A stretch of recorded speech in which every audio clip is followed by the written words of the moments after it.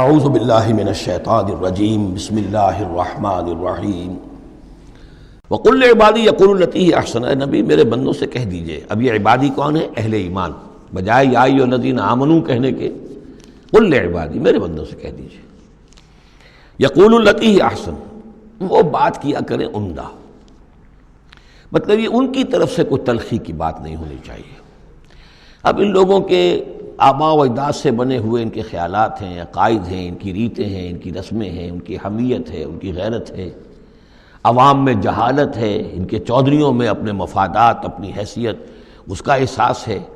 لہذا یہ تمام رکاوٹیں جو ان لوگوں کے راستے میں حائل ہیں ان کا خیال کریں تو اپنا جو داعی جو ہے اس کے اندر تحمل ہونا چاہیے، حلم ہونا چاہیے، داعی کہیں مشتعل نہ ہو۔ قل لعبادی یقولوا التی ہی احسن، انہیں بات کرنی چاہیے عمدہ۔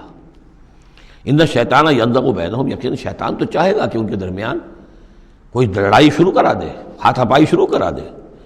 ان الشیطان کان للانسان عدوا مبینا، یقیناً شیطان جو ہے وہ تو انسان کا کھلا دشمن ہے ہی۔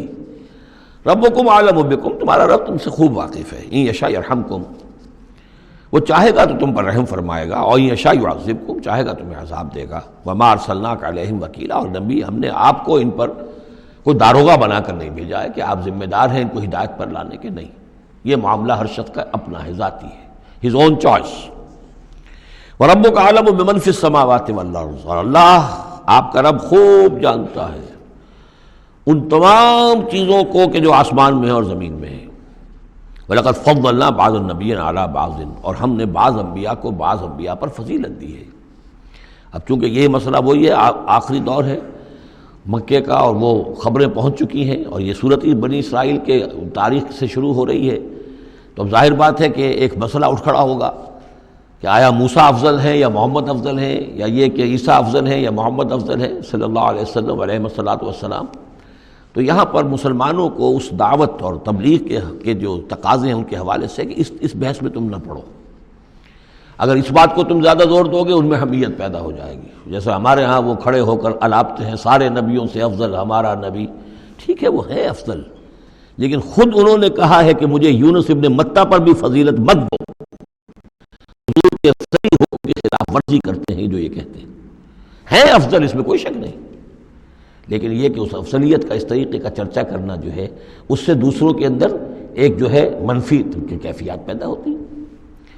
اس حوالے سے حضور کی حدیث ہے یہ، مجھے یونس ابن متہ پر بھی فضیلت مند دو۔ یونس وہ ہیں رسولوں میں سے ایک ہی رسول ہیں دنیا میں جنہیں کچھ اللہ نے سزا دی ہے، پکڑ ہوئی ہے، اور کسی کا معاملہ نہیں۔ یہ سورہ یونس میں ہم دیکھا ہے، تو آپ نے فرمایا مجھے یونس پر بھی فضیلت مند دو، اس لیے کہ اس بات میں مت پڑھو۔ وَلَقَدْ فَضَّلْنَا بَعْضَ النَّبِيِّينَ عَلَىٰ بَعْضٍ، ہم نے بعض انبیاء کو بعض انبیاء پر فضیلت دی ہے، بس اصولی بات ہے۔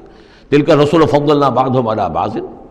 اب یہاں دیکھیے خاص طور پر پھر ان کے نبی کا ذکر کیا جا رہا ہے، وَآتَيْنَا دَاوُودَ زَبُورًا، ہم نے داؤد کو زبور عطا کی تھی۔ ہم ان انبیاء اور رسل کے جو عظمتیں ہیں، ان کے جو مقامات ہیں، ان کے اعتراف میں، ان کے اعلان میں ہمیں کوئی باک نہیں، ہمیں کوئی جھجک نہیں۔ قُلِ ادْعُوا الَّذِينَ زَعَمْتُم مِّن دُونِهِ، کہیے ان سے کہ پکارو انہیں جنہیں تم سمجھتے ہو کہ اللہ کے سوا کوئی معبود ہے، کوئی کار مختار وہ بھی ہیں۔ فلا یملکون کشف الضر عنکم ولا تحویلا، تو انہیں کوئی اختیار حاصل نہیں ہے، نہ تو تم سے کوئی تکلیف دور کرنے کا اور نہ ہی کوئی حالت کو بدل دینے کا۔ اولئک الذین یدعون، وہ ہستیاں جنہیں یہ پکار رہے ہیں۔ پکارنے والوں میں دیکھیے کہ پکارنے میں ایک تو ایسے بھی تھے خیالی ہستیاں جن کا کوئی وجود ہی نہیں، من گھڑت، لیکن پکارے جانے والے انبیاء، اولیاء اللہ یا فرشتے یہ بھی تو ہو سکتے ہیں نا۔ لیکن اس عالم امر میں، اس عالم غیب میں ان کا حال کیا ہے جنہیں یہ پکار رہے ہیں؟ ہم کئی دفعہ دیکھا ہے انہیں پتہ بھی نہیں کہ یہ ہمیں پکار رہے ہیں۔ قیامت کے دن وہ تو انکار کریں گے، ہمیں کوئی معلوم نہیں تھا کہ تم نے ہمارے ساتھ یہ گستاخیاں کی ہیں اور ہمیں شرمندگی کا سامان بن گئے ہو، کہ اللہ تعالیٰ کے سامنے ہماری شرمندگی ہے کہ اللہ تعالیٰ کے ہاں پیش ہو رہے ہیں کہ ہمیں مد مقابل بنایا گیا اللہ کا۔ لہذا اولئک الذین یدعون یبتغون الی ربہم الوسیلۃ، اس عالم غیب میں وہ تو خود اللہ کے، اپنے رب کے تقرب کے متلاشی ہیں۔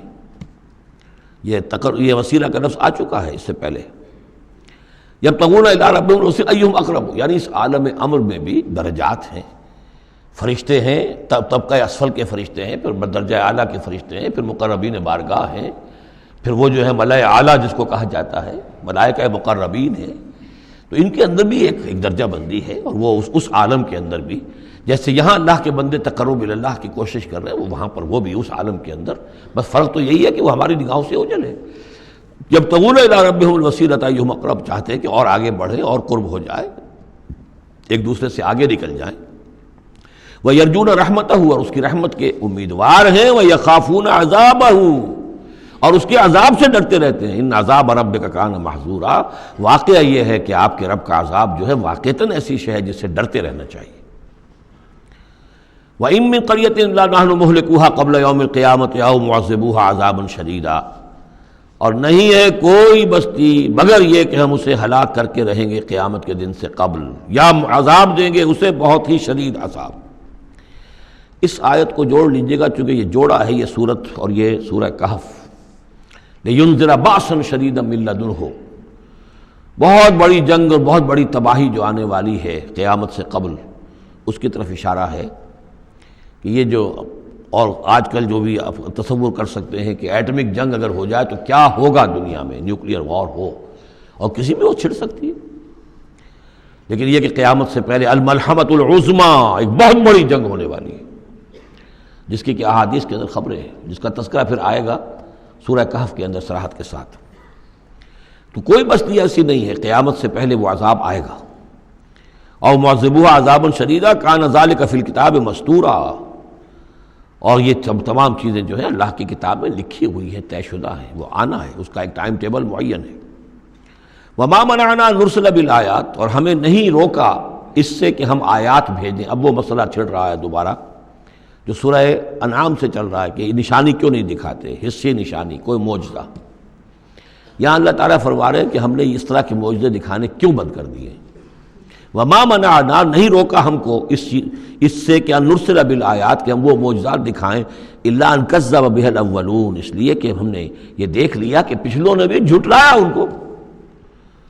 نہ تو سمود کو جو ہم نے ناقہ دی تھی ان کے مطالبے کے اوپر اس پر کوئی ایمان لایا، نہ عیسیٰ کو جو آخری معجزے ہم نے دے دیے، زندہ جانور پیدا کر دینا، گارے سے بنانا، پھونک مارنا اور اڑتا ہوا وہ پرندہ بن جائے، اور مردہ کو کہنا قم باذن اللہ، اور وہ کھڑا ہو کے چلنے لگ جائے، اب اس سے آگے کون سا معجزہ ہوگا؟ لیکن کوئی مانا معلوم ان کذب بها الاولون، پہلوں نے بھی ان معجزات کا انکار ہی کیا، جھٹلایا۔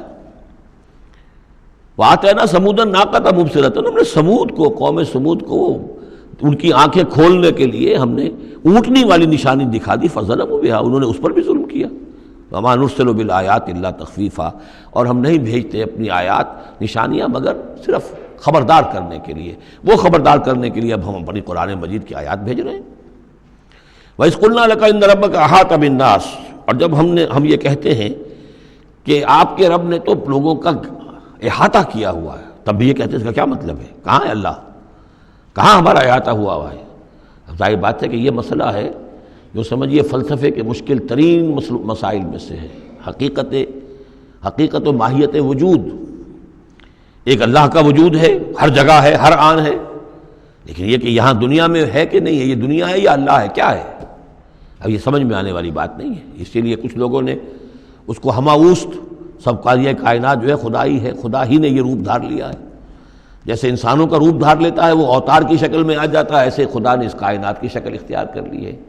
اس کو پینتھیزم کہتے ہیں انگریزی میں، ہماوست، سب خدا ہی ہے۔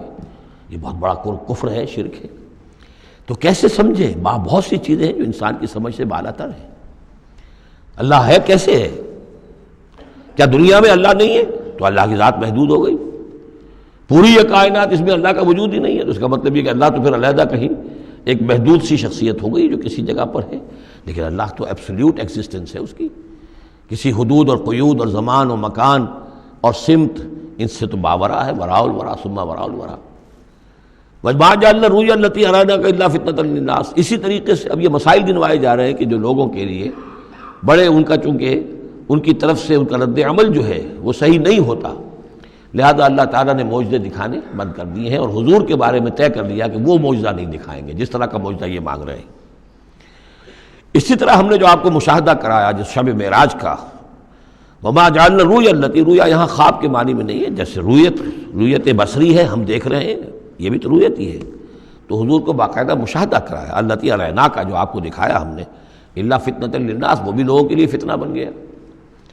لوگوں نے کہا کہ یہ تو معلوم ہوتا کہ اب بالکل ہی ان کا دماغ چل گیا ہے، معاذ اللہ ثم معاذ اللہ۔ بہت خوش ہوئے تھے مشرکین مکہ، بہت خوش ہوئے، چلو جی چلیے اب ہماری مشکل حل ہو گئی، اب تو ہم تمام مسلمانوں کو باور کروا لیں گے کہ آج تک تم نہیں مانتے تھے، واقعتاً محمد کا دماغ چل گیا ہے صلی اللہ علیہ وسلم۔ وہ کہہ رہے ہیں میں راتوں رات بیت المقدس بھی ہو کے آ گیا ہوں اور میں آسمانوں کی سیر کر کے آ گیا ہوں۔ اب یہ بات ناقابل قیاس، کیسے انسان سمجھے، گمان نہیں کر سکتا۔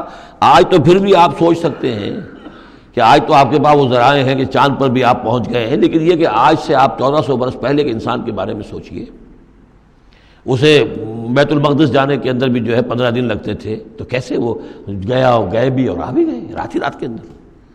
بڑے خوش ہو کر آئے حضرت ابو بکر کے پاس، ابو بکر سنا تمہارے ساتھی کیا کہہ رہے ہیں؟ کہ کیا کہہ رہے ہیں؟ وہ کہہ رہے ہیں میں رات کو بیت المقدس ہو کر آ گیا ہوں۔ ایک دفعہ ایک لمحہ توقف کیا، کیا واقعی کہہ رہے ہیں؟ ہاں کہہ رہے ہیں، چلو ہم تمہیں ملوا دیتے ہیں، ان سے کہلوا دیتے ہیں، چلو صحیح، اگر وہ کہہ رہے ہیں تو ٹھیک کہہ رہے ہیں، بس ختم۔ اس دن سے صدیق کا لقب، وہ کہہ رہے ہیں تو ٹھیک کہہ رہے ہیں۔ اور فرمایا جب میں یہ مانتا ہوں کہ آسمان سے روز ان کے پاس فرشتہ آتا ہے، تو اگر وہ آسمان ہوا ہے تو کون سی بڑی بات ہو گئی؟ اگر اللہ کا فرشتہ آسمان سے روز آتا ہے ان کے پاس، تو وہ آسمان تک ہو کے آ گئے تو کون سی بڑی بات ہوئی؟ وہ اگر کہہ رہے تو سچ کہہ رہے ہیں۔